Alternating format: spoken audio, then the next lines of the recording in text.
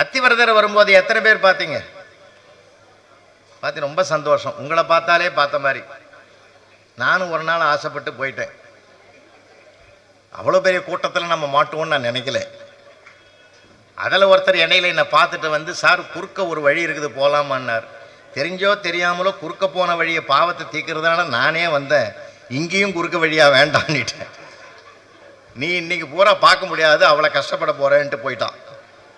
எனக்கு முன்னாடி ஒரு 90 வயசில் ஒரு பெரியம்மா பாட்டி, தெம்பாக இருக்குது, அந்த காலத்து சாப்பாடு, ஆரோக்கியமாக இருக்காங்க. எனக்கு சோர்வாக இருக்குது, அந்தம்மா ஆரோக்கியமாக இருக்குது. ஸ்லோகங்கள்லாம் சொல்லுது, நாமாவளிகளை சொல்லுது, பெருமாளனுடைய நாமாவளிகள்லாம் பிரார்த்தனை பண்ணி வருது. எனக்கு சந்தோஷமாக அதையே கேட்டு நானும் ஒரு தெம்பா பின்னாடி போனேன். அத்திவரதற்கு கிட்ட போன உடனே அந்த அம்மா பிரார்த்தனை பண்ணாங்க பாருங்க, இன்னைக்கு மறக்க முடியாது. அத்திவரதா, அடுத்த முறையும் நான் வந்து உன்னை சேவிக்கணும். இப்பவே 90, அவரு 40 வருஷத்துக்கு ஒரு தடவை தான் வரப்போறாரு. 90 40 கூட்டுங்க, 130 வருஷம் தான் வாழ்வேன் என்று நம்புகிற நம்பிக்கை இருக்குது பார்த்தீங்களா? இந்த நம்பிக்கை தான் என் தேசத்தை ஆன்மீகம் சொல்லி கொடுக்கிற பாடம்.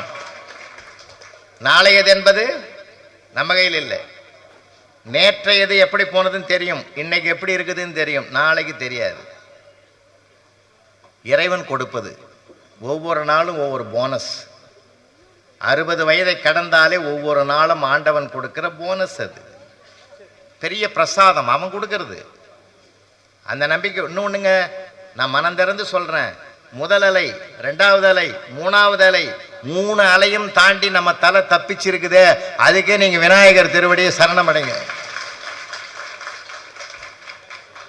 எப்படிப்பட்ட பொறுப்பை பாரதியார் விநாயக பெருமான்கிட்ட கொடுத்தான் தெரியுமா? கணபதி ராயன் அவனிரு காலை வணங்கிடுவோம், குணம் உயர்ந்திடவே, விடுதலை கூடி மகிழ்ந்திடவே. இந்த தேசத்தினுடைய விடுதலை கிடைப்பதற்கு கணபதி ராயன் கடைக்கன் வைக்கணும்னா பாரதி. அந்த முழுமுதற் கடவுள் அருள் பாலித்தால் இந்த தேசமே விடுதலை அடையும். அதனால்தான் லோகமானிய பாலகங்காதர திலகர் மேடையிலே முழங்கினார், எல்லாரும் விநாயகர் சதுர்த்தி கொண்டாடுங்க.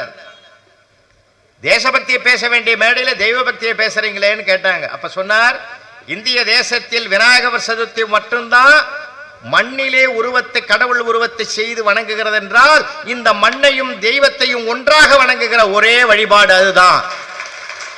தேசபக்தியும் தெய்வ பக்தியும் இணைந்திருக்கிற ஒரே பக்தி விநாயகர் பக்தின்னு சொன்னார்.